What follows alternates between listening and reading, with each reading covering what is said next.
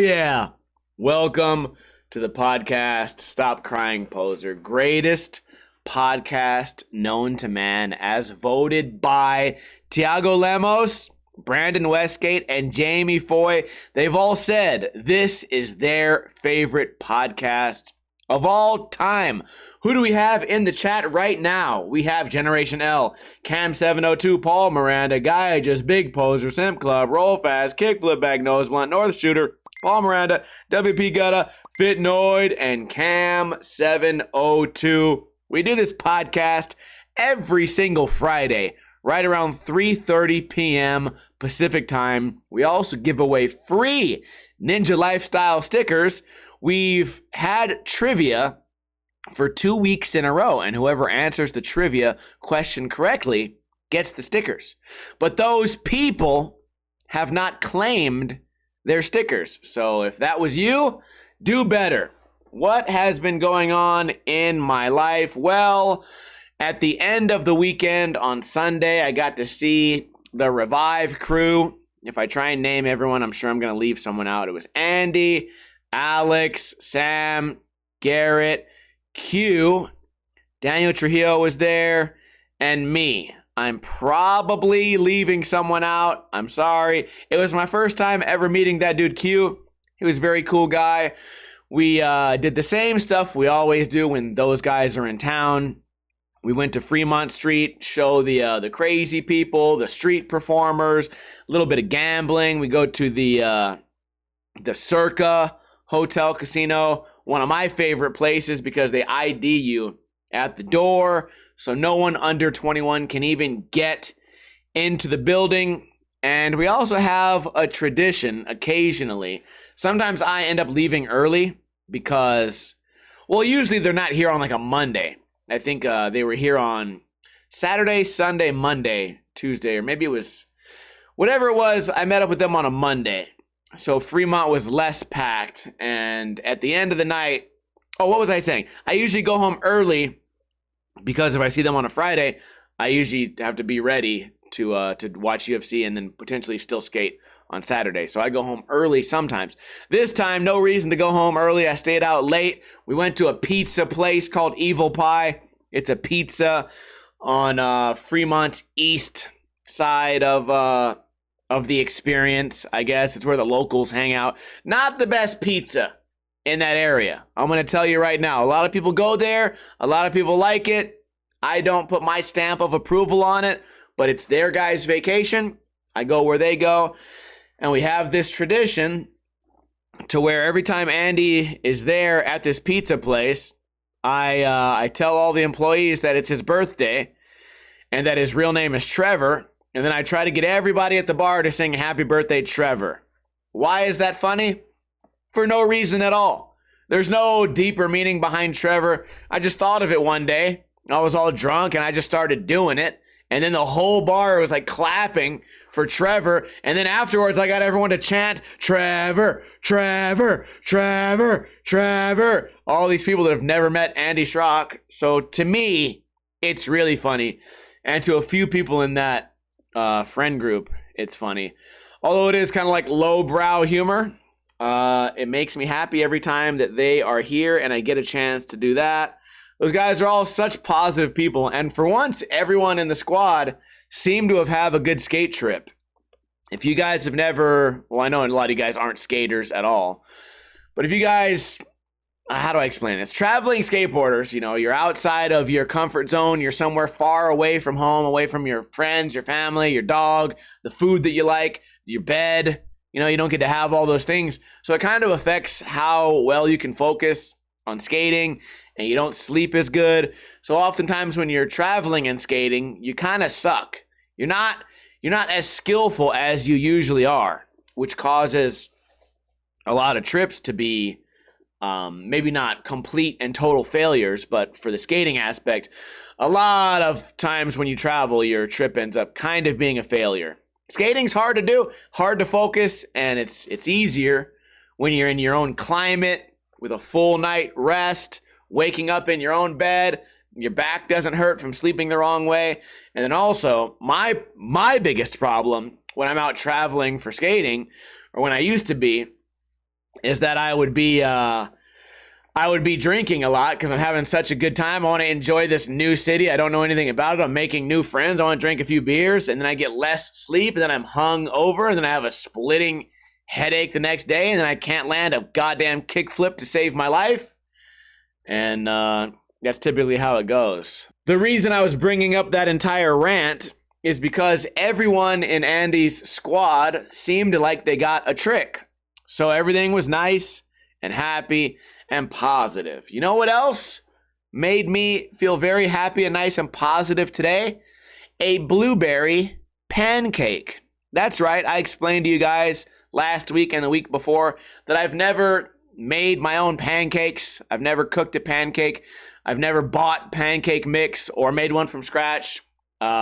Possibly, I may have also never even bought blueberries, which this week, oh boy, it was a real doozy. I got pancake mix and I got blueberries.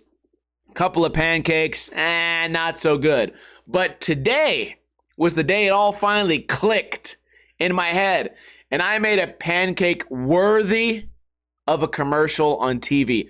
I made the most beautiful pancake with blueberries in it. Not even one side of it was too brown or too black. Inside was nice and fluffy. The blueberries didn't get stuck to the pan. I had to fucking shake that bitch around. I gave it the most perfect flip a pancake has ever seen. A pancake would only wish to go out the way that I treated this pancake like it was a child. I burned it to a crisp and ate it, which is what I do to children, usually. Anyways, I made a pancake today and it came out perfect. I feel like I'm really learning. I'm telling you guys my cooking skills are going up. But not only are the cooking skills going up on like classic French dishes, also on what many of you guys take for granted, the basic pancake. I don't know what I'm doing, but a little bit of practice, you can pull it off. You know what? Making a pancake's like fixing a toilet. All you gotta do is watch a couple of YouTube videos. First couple times, you're just gonna fuck shit up even worse, and then eventually it'll all be smooth sailing on Pancake Island. So that was great. What else has been going on with food? Well, I tried to give my money to the machine. I tried to give up all of my money and rights to BlackRock. I tried to spend my money in an unhealthy way. Let me explain. On Tuesday, I wasn't feeling that good. I was kind of hungover and tired. I was ready to stream here on Twitch. I stream here on Twitch 5 days a week. I said, you know what? It's Tuesday. Del Taco is only a quarter mile away. If you don't have Del Taco where you are, it's just like Taco Bell. I have their app. So I go on the app, and on Tuesdays, tacos used to be 66 cents. I don't know. At some point, they changed the price to now 83 cents for a taco, which is still a very good price generally. Anyways, I'm ready to get 10 tacos. My total is fucking $9. I'm like, okay, pretty good deal. Not that bad of a deal. And I also have some promo offers on my app. I was going to throw in maybe a bean and cheese burrito. And I planned on, even though this is very gross, I plan on probably having 2 the next day for breakfast. You know, when you put an old taco in the microwave and the lettuce gets all hot and wilty. Man, I'm getting hungry just thinking about it. Anyways, I was totally ready to spend more money than I needed to on tacos, but their app wasn't working. So I said, oh, that's bullshit. Well, fuck it. I'll just go to Walmart. It's in the same vicinity. I'll just go there and get a rotisserie chicken. I'll take the rotisserie chicken and shred that into my own tacos because I have cheese at the house. I say that would be a great idea. So I waltz into Walmart. I look around. It's like that John Travolta, like I'm all lost, missing. No rotisserie chickens. Walmart not doing their job. I got there right when they make them. They make the rotisserie chickens around 6:30 and then at 7:10. Why they choose those times, I don't know. But when I go there, they put a little marker on the top of the rotisserie. It says, this chicken was made at 6:30 or 7:10. I was in there at 6:45. I feel like that was a good time looking around. No rotisserie chickens. I go to the other area where there's rotisserie chickens. There's no rotisserie anything. Sometimes they also have chicken wings. Sometimes they have chicken tenders. Sometimes they have like chicken fingers. No chicken in Walmart whatsoever. So I said, you know what, fuck it, dude. I'll get chicken thighs. I'll make my own chicken. And I made my own tacos. But it was, the reason I bring this up as a topic is because I did everything I could to feed corporate America. I did everything I could to be a bad consumer, or maybe a good consumer. I was trying to live lazily. And I feel like those places, that's why they make their money. That's why fast food is so successful, is because people like me are living a little bit lazily. And to capture that laziness and turn it into money, all you have to do is have the fucking products in the store and have your app working. I have my money ready. My credit card is ready to be swiped, giving away my money to make some fat billionaire even more rich. But the app was broken.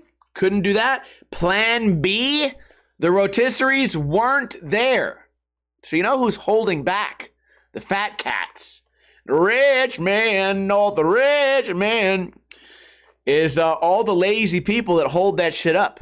It's one big world of stilts, right? We're all on the shoulders of the lazy fast food workers who don't want to reset the router so that you can get the online orders because they don't want to do any extra work. It's the people at Walmart not wanting to put the chicken into the rotisserie machine so that I can eat. And now Walmart's gross total sales for this year are going to be low because not enough rotisserie chickens to feed the lazy people. Now, this could be a story of triumph. This could be a story of, you know what? You are cooking for yourself. In this economy, it's a more efficient way to do things. You are the man. Sure, I do that 6 days a week. But every once in a while, I want to eat junk food, man. And I wasn't able to do that. So you know what? It doesn't hurt me. You know what? Being healthy doesn't hurt me. If you give me no choice but to not be lazy, I will make my own goddamn chicken tacos. And I did. I added bacon. I added some dumb shit, broccoli into the middle, a couple of Brussels sprouts in there, some freshly shredded, extra sharp cheese. Okay. Well, that's what happened. On the stream a few nights ago, I had this idea. So I talked to you guys about playing chess last week. We play chess at the bar sometimes. I usually do that so I can avoid gambling my money away. At every seat at the bar, there's a slot machine. So you cannot physically sit at the bar at a lot of places in Las Vegas without looking directly at a slot machine. It's inside of the bar. We call it a bar top machine. I'm explaining that because some of you guys don't have that where you are. So I try to avoid that by not even sitting near the bar. Because if I sit there long enough, I'll drink another beer and I'll stop liking money and I'll put my money in and I'll waste my money. So if I sit further away, it's like a mental thing. The farther away I am, I won't gamble. But I'm getting tired of chess, dude. I'm bad at chess. I never seem to improve. A lot of people don't want to play. You know, a lot of people think that when I say, hey, I want to play chess, they think it's like some challenge. Like, hey, I've been practicing for half of my life and I just want to beat the fuck out of some beginner at this game. No, that's not how I look at chess, man. I'm not a good player at it. I know exactly how the game is played. I understand the basic strategies. But no, I'm not a good player. I can't think ahead like some of you guys. So it's just to pass the time and save money. So I was wondering if you guys had any ideas for table games that I could buy for like $20 or less to play. You know, bring it, have it in the car, bring it in. Toe suggested backgammon. I'd have to go back and relearn how to play backgammon.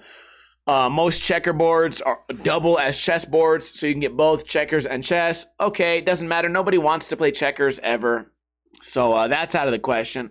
I found a game called like Spring Puck or something. There's like a rubber band. Picture it like a big square, like maybe like a chess table. and there's a rubber band and a bunch of little hockey pucks, and you shoot the hockey puck through this small slot in the middle. So think like, what is that game where the air comes out? It's like air hockey. I was going to say the air comes out, but it's kind of like hockey, where you have a hockey puck and you're hitting it across the air tabletop. It's kind of like that, except instead of the whole middle being open, there's a little tiny opening only in the middle, and you have to get all of your pucks. Let's say there's 5 red pucks and 5 blue pucks. You want to hit all the red pucks onto your opponent's side. Anyways, it looked dumb and it looked too loud. That game seems like it's too loud for the bar. And then there's card games, right? I could learn how to play spades, I guess, or we could play poker, or I could teach my friends Pai Gow, or something like that. Or I could learn, I know there's other card games that I would have to figure out how to learn. Dominoes is a great idea. I kind of like the idea of dominoes. Support the farts. That might have been the best idea I've heard yet. I don't yet know how to keep score the right way for dominoes, so I need to learn how to do that. Usually when I play, I have someone else keep score because it's like an X. It's like you put a cross and then an X and then you circle it. And maybe there's dots or something, and I don't know how high do you play to. And then there's some rules like 10 to get in. I don't understand what that means all the time. First score has to be 10, but sometimes you don't score at all the first game, so it's bullshit. And then we also have like pop darts, which is a game where you throw a dart into the air, and instead of the dart having a point, it has a suction cup, and it suction cups onto like a smooth table. But I think people don't want to play that because if you're at kind of a crowded bar, not only do you look like the weird childish people throwing darts around, but it's also kind of like an obnoxious looking game. Kind of like my obnoxious looking haircut today. I looked up a game called Carom. Carom is a game I think played like Crossfire. A game with like marbles, and you're supposed to knock like their marbles out of... You know what? I actually don't know what the game is, but it looked very cool, called Carom. I looked up how much it is to buy this game. It's like over $150 for a game that I'm just gonna spill beer on. Yeah, right, dude. So I can't spend that money. So, anyways, we got the puck game, we got Pop Darts, we got Carom. Maybe I'll buy some dominoes on Amazon. How much is dominoes these days? It's got to be like $7 at the most. I also considered, maybe you guys will laugh at this, the game of Uno. Uno is a fun game. It's easy to explain. It can't be that hard to learn because I could play it as a kid, although we did kind of make up the rules as kids. I think Uno is one of those games where it's very important to actually look at the rules and play it the correct way. So that'd be cool. Some people had mentioned playing Jenga, stacking up Jenga, or even Connect 4. Well, the problem with Connect 4 is it looks stupid, all right? A bunch of people in their late 30s playing a bright yellow game with little... I made 4 in a row. Feel like we're a little too old for that particular game. But then Jenga is a fun game to play as well, and some like louder bars or party bars will have a giant Jenga where the Jenga is like 6 feet tall. The problem with big Jenga and small Jenga is when someone loses, it's loud and annoying, and everyone at the bar looks over their shoulder and looks at you, and they're like, why the fuck did you make all that stupid noise? Then again, if I'm gambling and I win, $500, I also go, yes, woo, yee, oh boy, woohoo, wahoo, yahoo. I turn into Mario 64 all of a sudden. So that's kind of an annoying sound to be making as well. But still in the market for a game. If you guys are watching this on YouTube and you think of a game that maybe I could play, let me know in a comment below. There's a fun game called Abalone. Abalone? Abalone. I'd check that out maybe. I think that might be a type of fish. I'm not sure if it is, but if it is, I'm smart. What else is going on? Well, I want to tell you guys about how I suck at skating, but before we do that, I would love to give away a free pack of stickers that say Ninja Lifestyle on them. Anyone can win. The first person to answer this question correctly will win a pack of Ninja Lifestyle stickers, as long as you claim the stickers in a DM. Some of you guys haven't been claiming them, so I don't know where to send it. I can't just send it to Day. I got to know the whole address, including the zip code, which is something else that you guys tend to leave out of addresses. You fucking idiots. All right. Today's question is, what year did Nintendo 64 come out? We've probably asked that question before. I've been playing a lot of Mario 64. I've been watching a lot of Mario 64. This guy, Sweegie, just got all 5 world records. I also found a Facebook memory from 7 years ago. 7 years ago, I was in the top 60 players in the world for Mario 64. For my time of, I think it was 1758, was 58th place or something like that. And now, if you look at that exact time, I would probably be in the top 1,000 barely, because the game's popularity has skyrocketed in the past few years. Day says 1996. Generation L says 1994. Day, you are the winner. Day seems like he's always the winner, but he's also sometimes the only one participating. It seems like everyone else in this chat room, maybe they have too much stickers on their hand and they can't possibly afford to get any more. Maybe they're out of room in their house. Maybe they've become a hoarder, and there's so many cans of beans and beer cans and toilet paper with human shit on it stacked to the ceiling that they can no longer fit any Ninja Lifestyle stickers. So if you don't want to have them, you don't need to fucking have them. Let me tell you guys about this week. Skating and Mario tend to ruin my day in it's always been like this, right? It's always been personal. It's always been personal. You know, skating is kind of like you against yourself.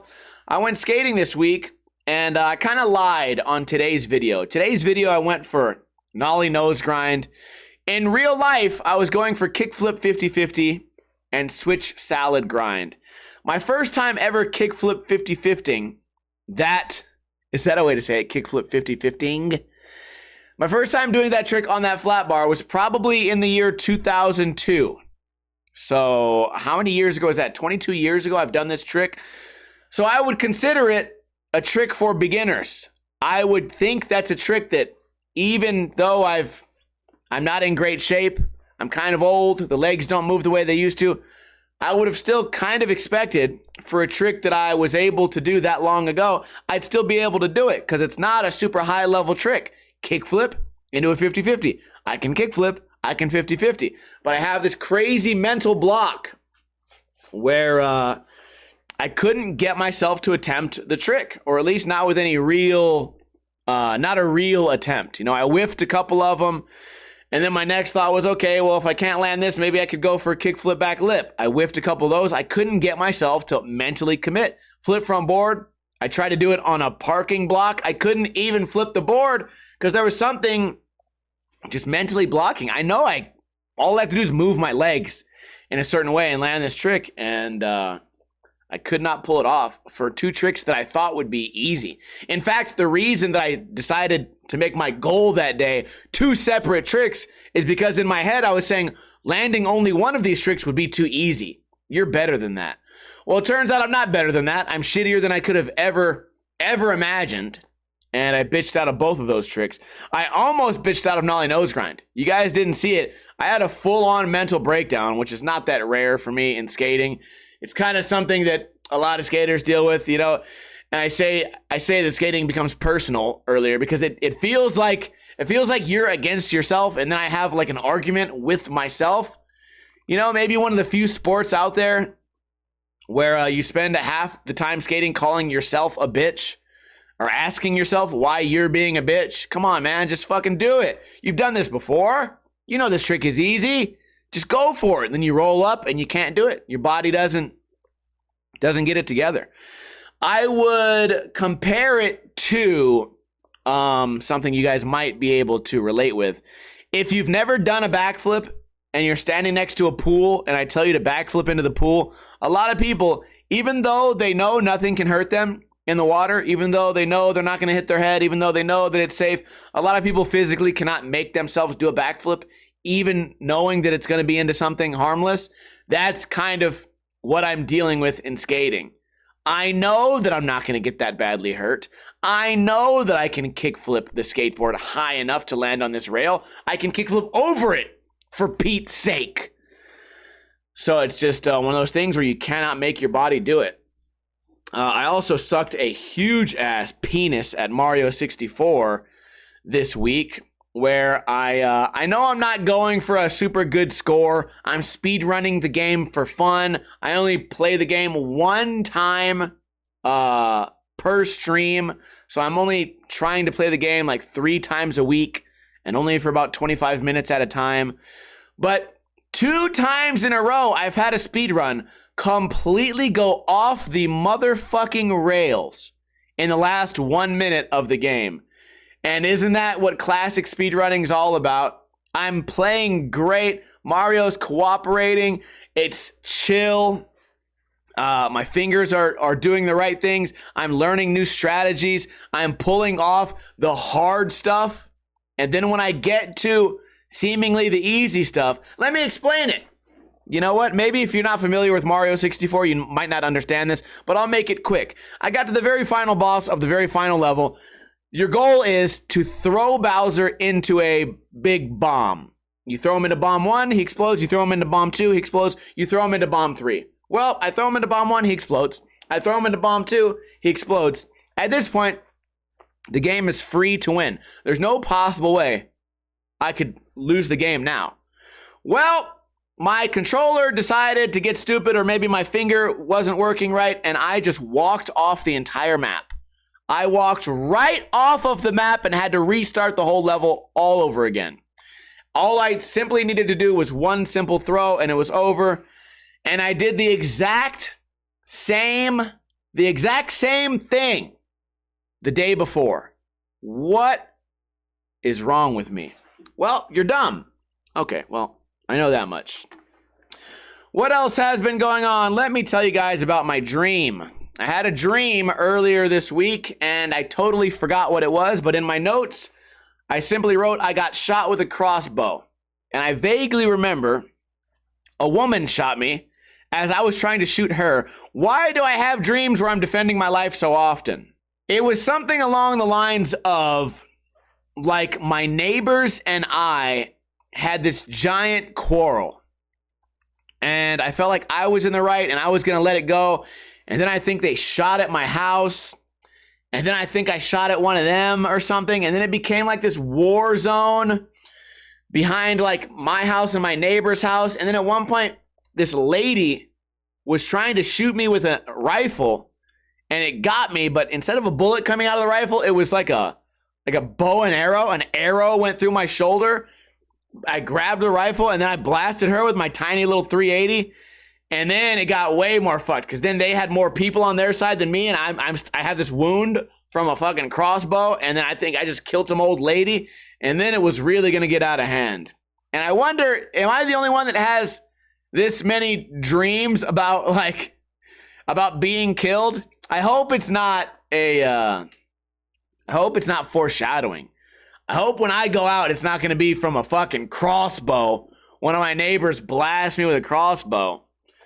But the dreams, man, they seem so real. Sometimes even in the dreams, like, it's like a classic, like, situation just like this, or I'm, like, saving the day or whatever. But then it turns out, like, oh, man, I saved the day. Like, I stopped a bank robbery. And then I look over, I'm like, oh, fuck. And then I accidentally shot an innocent victim. And then in my dream, I fucking go to real life prison. And then as I'm being sentenced and shit, I'm just like, I wish this was just a dream, dude. This can't be real. Well, like, it seems like this would only happen in a dream. I'm going to real fucking prison for this. And then I wake up and I go, oh, fuck, thank God. Thank God that was only a dream. So, yeah, bad dreams. They're always bad dreams. They're never a good dream. You know? It's never in the middle of the dream. You're like, oh, damn, I saved the day. Oh, I'm suddenly getting my dick sucked. Oh, that's great. No, it's always in prison. I'm always getting my dick. I'm the one sucking the dick and I'm in prison. That's how the dream ends. Yeah, it may have been a happy ending, but not for me. I'll tell you that. Okay. Enough of that. All right, final topic of the day. I found this show on Netflix called Dr. Phil. It's like stand-up comedy. It's a guy that does a Dr. Phil impression. It's a lot of improv, and if you're not like a Dr. Phil fan, I get it. He's kind of stupid and not that interesting. But this comedian that does the impression of Dr. Phil, he's kind of funny. He's kind of a funny guy. And on the show, the real Dr. Phil meets him. And they basically just talk shit to each other for maybe like 20 minutes to a half hour. And then they do another little skit that's pretty good. And then the whole comedy, in my opinion, it sort of gets less funny at the end. But if you like improv comedy or stand-up comedy, I highly recommend the Dr. Phil thing. And then I'm pretty sure, here's what I'm going to tell you. If you watch it because I'm telling you to watch it, or if you like comedy, turn it off. When it starts to stop being funny, which is about midway through, turn it off because it never gets funny again. The funniness of the first half hour, it's great. Stick around, watch it, laugh. There were several parts of it, specifically where he described what it would be like for Dr. Phil to come. And I know that's like a childish joke, but my God, I laughed so fucking hard at this guy doing an impression of Dr. Phil busting a nut.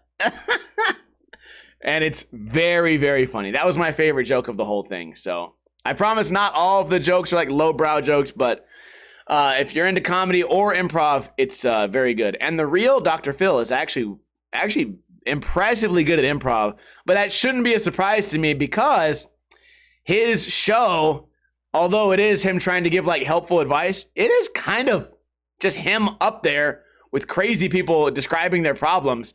It really shouldn't be a surprise that he's that good at improv. So it's called Dr. Phil. Definitely check it out on Netflix. That is all the topics I have today. We made it, a little over a half hour. Not a bad podcast, if I do say so myself. Can I get a hell yeah from everybody in the chat? If you're watching this on YouTube, let me know your thoughts on getting shot in your dreams. Blueberry pancakes. Do you suck at skating? I don't know. Let me know about Trevor, and let me know about some table games I can play at the bar. Also, let me know, have you ever supported Walmart with a rotisserie chicken, and did you eat the entire rotisserie chicken in one sitting? And why are your hands still so slippery? Well, you guys can answer that in a comment below. Shout out to Day Cam 702, Keith Skates, OGZ, Day, Kickflip Bag Nose One, Kyle Son, Generation L, Cam 702, OGZ, Kyle Son, Day, Keith Skates. I appreciate you guys for hanging out. If you missed the first half of the podcast, you can find the repeat on iTunes, on Podbean, on Spotify, podcast app, anywhere where podcasts can be found. Extra big shout out to Geiges, who donated $5 today. The first beer of tonight is going to be on Geiges. I very much appreciate that, my friend. You guys can all support the podcast with money if you want to. But if you don't have any money, I don't blame you. All my money's going to rotisserie chickens and 83-cent tacos. So I don't have any money either. But you know what you can do to support the podcast? You can tell a friend, you can tell a family member, you can even tell your worst enemy. Let's say you hated this podcast. Let's say you hate me. You think I'm ugly? Oh yeah, this guy's ugly. Well, what you can do is tell your worst enemy to follow this podcast, and then you're the winner because you got them to watch something that you don't like. Or you can just send me money. If you don't have any money, that's okay. I appreciate you guys all for hanging out. The stream will continue, but as for the podcast, that is all I have for you guys today. I hope everyone has a great weekend, and as I always say, don't drink too much and don't drink too little.